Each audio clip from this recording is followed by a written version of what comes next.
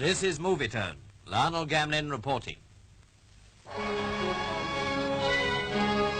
It was at an early hour, specially chosen by Burmese astrologers, that Rangoon marked Burma's full assumption of independence. In place of the Union Jack, the Burmese national flag was hoisted with all due ceremony. The President, Sao Shui Thaik, wearing a silver-embroidered white silk jacket, inspected the Guard of Honour. And a few hours later, the last governor of Burma, Sir Hubert Rance, went down to the docks with his wife to start his journey home. At the quayside, farewells were said before they left aboard the cruiser Birmingham en route for Colombo.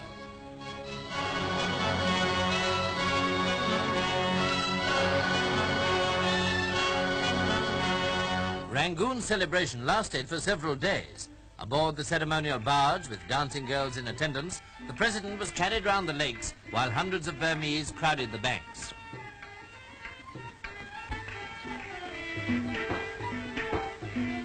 In the town, the holiday continued quite sedately, in accordance with the new government's official directive. And at the famous Shui Dagon Pagoda, the people gave thanks for the independence of their country.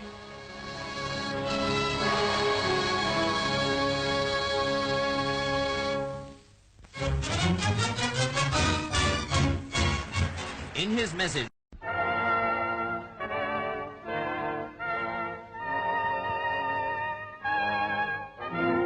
New Delhi joined in greeting Burma's Independence Day at a ceremony attended by Earl Mountbatten, India's Governor-General. In Rangoon itself, 4:20 a.m. was the hour fixed by Burmese astrologers as the most auspicious time for the transfer of power. After the Union Jack had been replaced by the flag of independent Burma, the members of the new government were sworn in.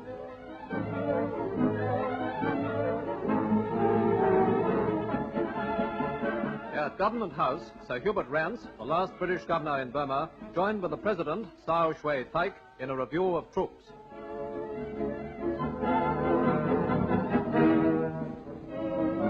Later, the governor went aboard the cruiser Birmingham and from her deck took leave of the new Burma amid the good wishes of her people.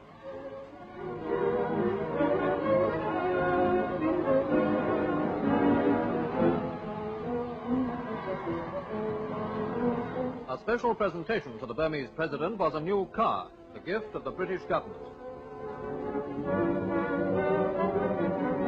Meanwhile, the people of Rangoon were celebrating independence in many different ways. Everybody walked the streets in their best clothes, some sucking lollipops, others having joyrides in jeeps. Men, women and children flocked to the great Shui Dagon Pagoda, while others went to the fun fair. Not far away, along the river banks, thousands more enjoyed music as they watched a water pageant. Most colorful item was a magnificent ceremonial barge, complete with dancers in traditional costume. The great statue of Buddha looks down on the people's rejoicings as Burma begins a new chapter in her ancient story.